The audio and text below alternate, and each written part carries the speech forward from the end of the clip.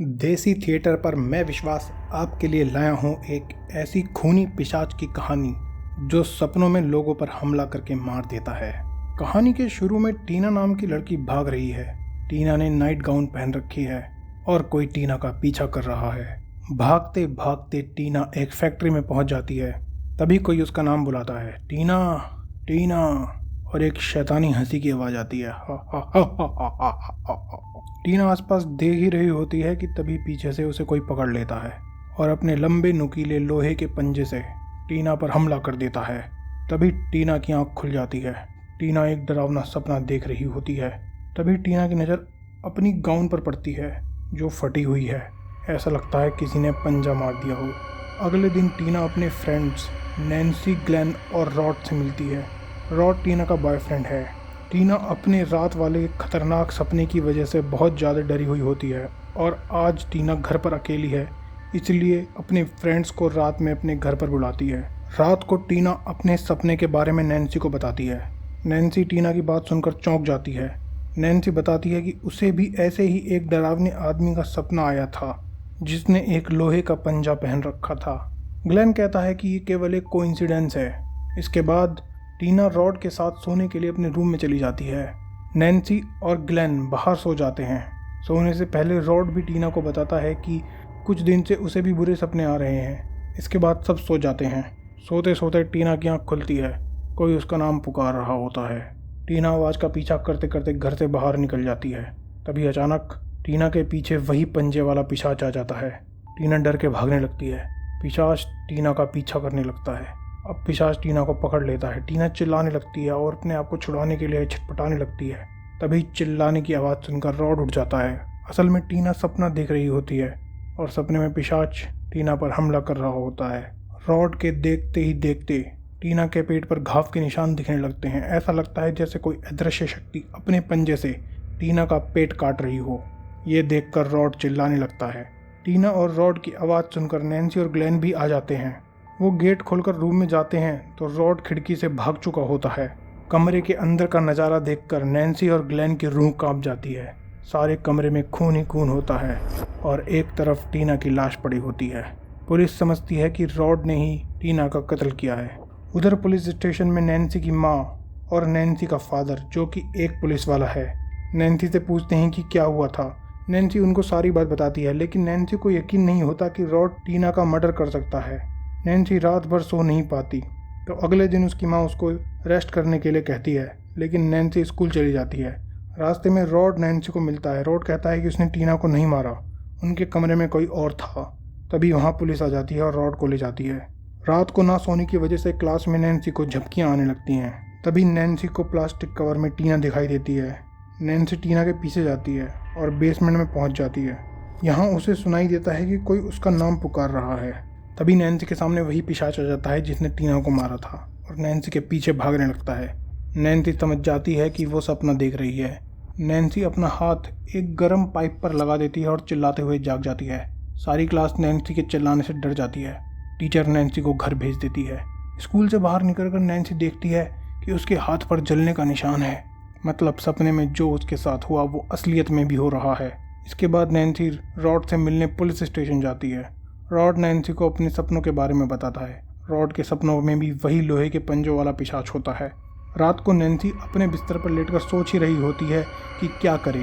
तभी वहाँ ग्लेन, जो नैन्सी के घर के सामने ही रहता है, खिड़की से आ जाता है। नैन्सी ग्लेन को सपने वाली बात बताती है, लेकिन ग्लेन को यकीन नहीं होता। नैन्सी ग्लेन से कहती है कि वो सो रही है और अगर वो कोई बुरा सपना देखे तो ग्लेन उसे जगा दे। नैन्सी सो जाती है और सपना देखने लगती है। सपने में वो पुलिस स्टेशन जाती है और रॉड को देखती है जो सो रहा है। तभी वहाँ वो पिशाच आ जाता है। नैन्सी चिल्लाती है, लेकिन रॉड नहीं सुनता। पिशाच नैन्सी को देखकर हंसता है और नैन्सी के पीछे भागने लगता है। नैन्सी भागती है और अपने कमरे में पहुँच जाती है। वहाँ वो देखती है कि ग्लेन सोया पड़ा है।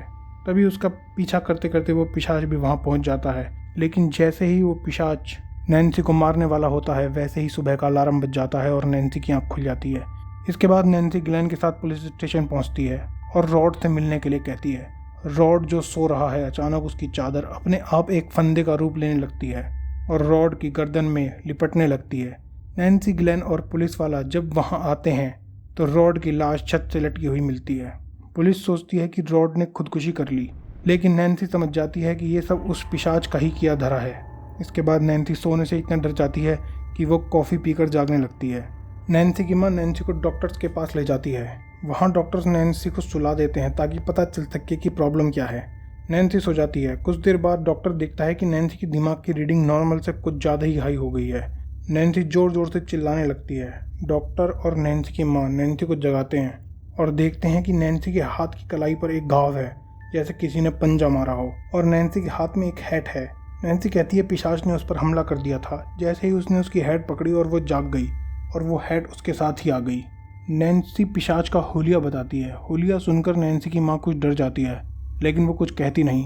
घर पर पहुंचकर नैन्सी की अपनी माँ से बहस होती है, क्योंकि उसकी माँ उसकी बात पर यकीन नहीं करती। तभी नैन्सी देखती है उस हैट पर एक नाम लिखा हुआ है, फ्रेडी क्रूगर। ये नाम सुनकर नैन्सी की माँ कहती है कि वो तो मर चुका है। इसके बाद नैन्सी की माँ नैन्सी को फ्रेड क्रूगर के बारे में बताती है। बहुत साल पहले उनके घर के पास एक आदमी रहता था, फ्रेडी क्रूगर, जो एक पेडोफाइल था जिसने 20 से ज़्यादा बच्चों का मर्डर करा था। लेकिन उसके खिलाफ कोई पुख्ता सबूत नहीं था, इसीलिए वो आज़ाद हो जाता है। लेकिन कुछ पेरेंट्स मिलकर फ्रेड के घर में आग लगा देते हैं और घर के साथ फ्रेड भी जलकर राख हो जाता है। नैन्सी की माँ कहती है जिन पेरेंट्स ने आग लगाई थी उनमें मैं और तुम्हारे फादर भी थे। उस रात को नैन्सी ग्लैन को कॉल करती है और आधी रात को मिलने के लिए कहती है।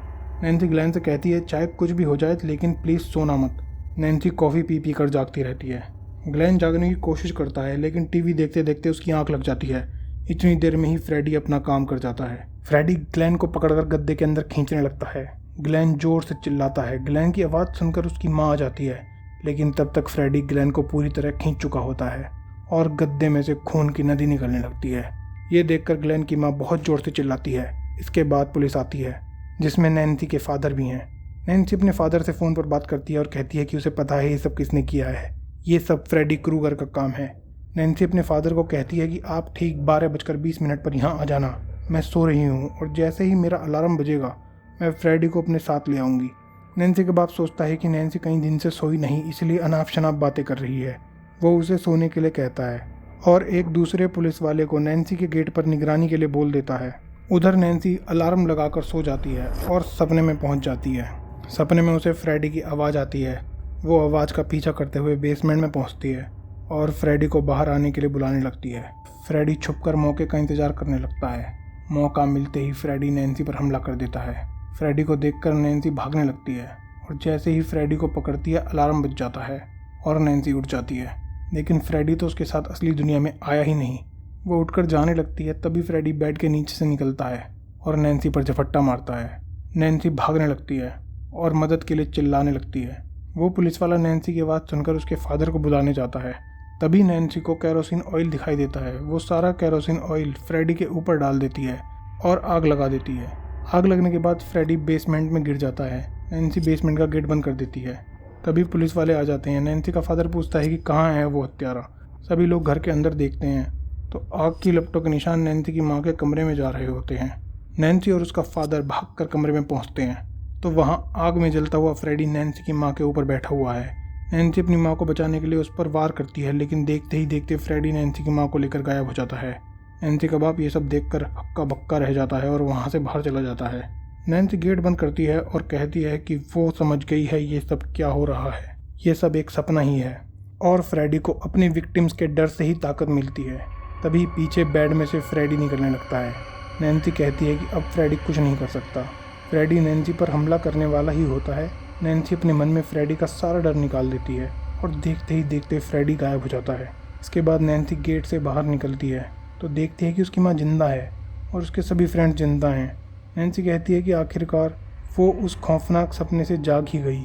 ये कहकर अपने दोस्तों के साथ कार में बैठकर स्कूल जाने लगती है, लेकिन अचानक कार के गेट अपने आप लॉक हो जाते हैं और कार अपने आप स्टार्ट होकर चलने लगती है। अंदर नैन्सी मदद के लिए चिल्लाती है, लेकिन कार उन्हें लेकर चली जाती है और इधर उसकी माँ को फ्रेडी पीछे से गेट के अंदर खींच लेता है। इसका मतलब नैन्सी कभी अपने सपने से बाहर आई ही नहीं होती। असलियत में नैन्सी जब 12:20 का अलार्म लगाने वाली होती है तो वो अलार्म लगाने से पहले ही सो जाती है। सोने के बाद वो अपने सपने में ही अलार्म लगाती है और उसके सपने में ही अलार्म बजता है। असलियत में अलार्म कभी बजता ही नहीं और नैन्सी हमेशा हमेशा के लिए फ्रेडी की दुनिया में कैद हो जाती है। इसी के साथ इस खौफनाक सपने की कहानी का अंत हो जाता है। यार वीडियो पसंद आई हो तो प्लीज़ लाइक करो, अपने फ्रेंड्स के साथ शेयर करो और चैनल को सब्सक्राइब करो। तो मिलेंगे अगली वीडियो में, तब तक के लिए बाय बाय।